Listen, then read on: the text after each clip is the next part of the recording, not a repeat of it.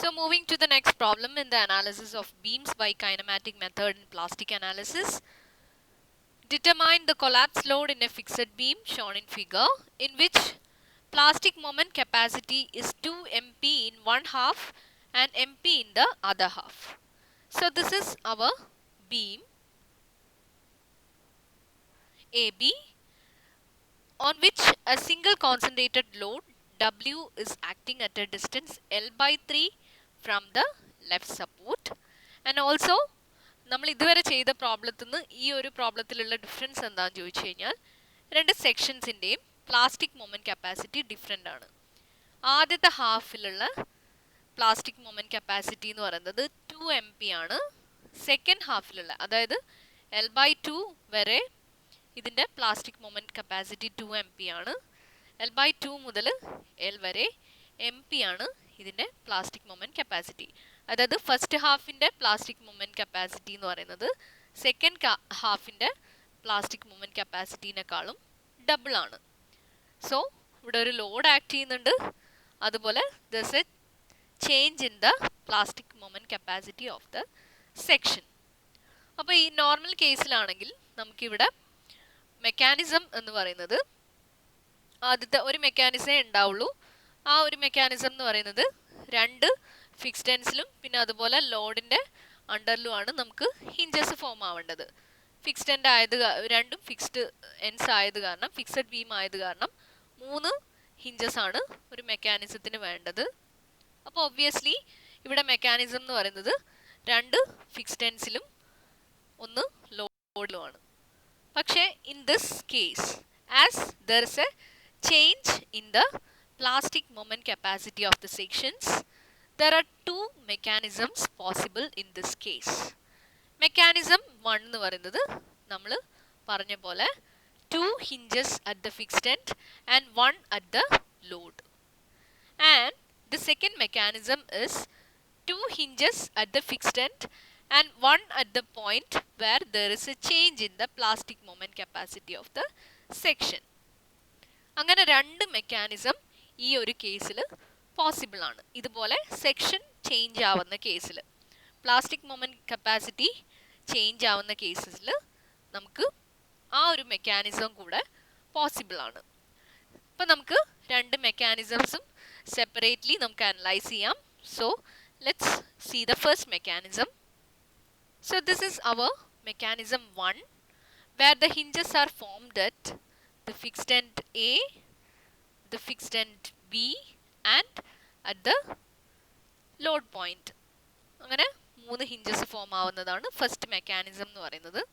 അപ്പം under the load W, the deflection is delta and W is acting at a distance L/3 from A, and the rotation at A is θ1, rotation at B is θ2, and the rotation under the load is θ1 plus θ2.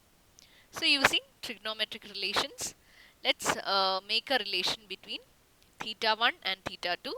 So here θ1 is equal to delta divided by L/3 and θ2 is equal to delta divided by 2L/3. So here L θ1 is equal to L/3 θ1 is equal to 2L/3 θ2. So here θ1 is equal to 2 θ2. θ1 ഉം θ2 ഉം തമ്മിലുള്ള relation എന്ന് പറയുന്നത് θ1 is equal to 2 θ2. So here let's calculate the internal work done, which is here ഇവിടെ ഏറ്റവും important ആയിട്ട് നമ്മൾ ശ്രദ്ധിക്കേണ്ട കാര്യം ഫസ്റ്റ് ഹാഫ് വരെ, അതായത് ഇത് ഒരു ഫസ്റ്റ് ഹാഫ് ആണെന്ന് നമുക്ക് വിചാരിക്കാം. അപ്പോൾ ഈ ഫസ്റ്റ് ഹാഫ് വരെ പ്ലാസ്റ്റിക് മൊമെൻറ്റ് കപ്പാസിറ്റി എന്ന് പറയുന്നത് 2 mp ആണ്. സെക്കൻഡ് ഹാഫിൽ അത് mp ആണ്. സോ ഇവിടെ നമ്മൾ 2 mp θ1 plus 2 mp into θ1 plus θ2 plus mp θ2, അതാണ് നമ്മുടെ ഇൻറ്റേർണൽ വർക്ക് ഡൺ എന്ന് പറയുന്നത്. അതായത് നമ്മുടെ ഫസ്റ്റ് ഹാഫിൻ്റെ ഉള്ളിൽ വരുന്നതാണ് ആദ്യത്തെ രണ്ട് ഹിഞ്ചസ്. അപ്പോൾ അവിടെ നമ്മുടെ മൊമെൻറ്റ് കപ്പാസിറ്റി എന്ന് പറയുന്നത് 2 mp ആണ്. അപ്പോൾ നമ്മുടെ ആ ഒരു രണ്ട് കേസസിലും ഇന്റേണൽ വർക്ക് ഡൺ കാൽക്കുലേറ്റ് ചെയ്യുന്ന സമയത്ത് ആദ്യത്തെ രണ്ട് ഹിഞ്ചസിന് നമ്മൾ 2 MP ആണ് സബ്സ്റ്റിറ്റ്യൂട്ട് ചെയ്യേണ്ടത് എം പിക്ക് പകരം. So 2 MP θ1 plus 2 MP into θ1 plus θ2 plus MP θ2 is equal to the internal work done, which is equal to you can substitute θ1 is equal to 2 θ2.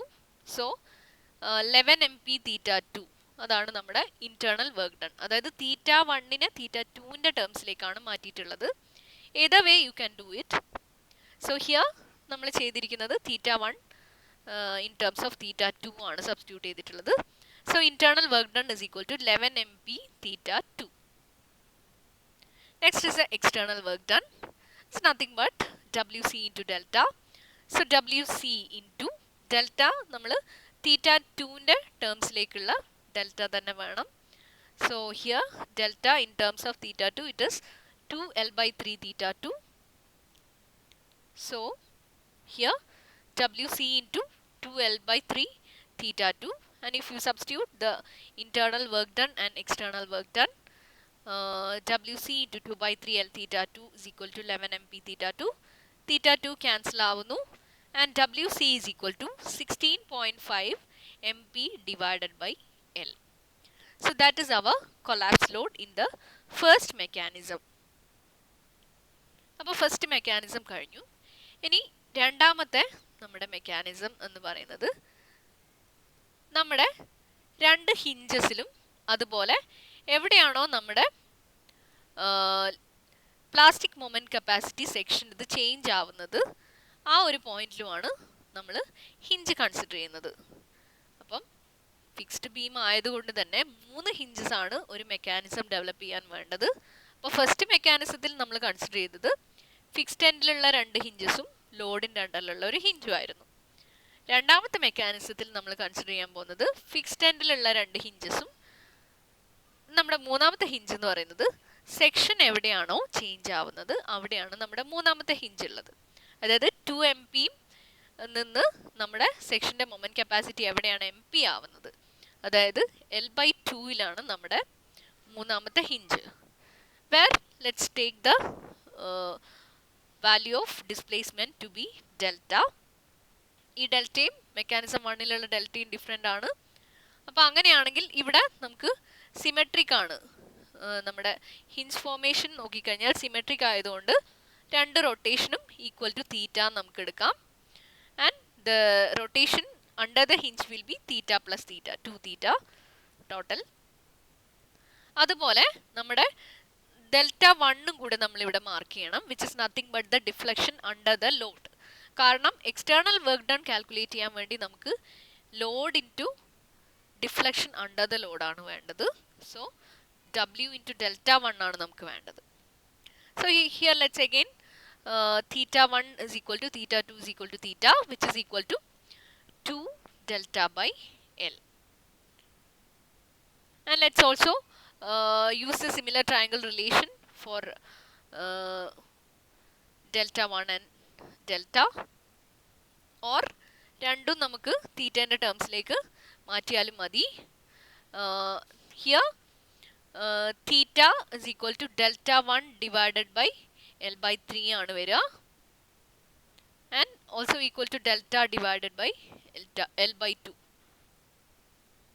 ഇനി നമ്മൾ ഇന്റേണൽ വർക്ക് ഡൺ ആണ് calculate ചെയ്യാൻ പോകുന്നത്. അപ്പോൾ നമുക്കറിയാം 2 സെക്ഷനിലുള്ള plastic moment capacity different ആണ്. അപ്പോൾ ഈ ഒരു ഹാഫ് എടുക്കുകയാണെങ്കിൽ MP ഇൻറ്റു തീറ്റ, 2 MP ഇൻറ്റു തീറ്റ പ്ലസ് ഈ ഒരു സെക്ഷനിൽ നമ്മുടെ MP വാല്യൂ ചേഞ്ച് ആവുന്നുണ്ട്. 2 MP ആണ് ലെഫ്റ്റ് ഹാഫിൽ, MP ആണ് റൈറ്റ് ഹാഫിൽ. അപ്പോൾ നമ്മൾ ഏത് MP ആണ് നമ്മളിവിടെ എടുക്കേണ്ടത്?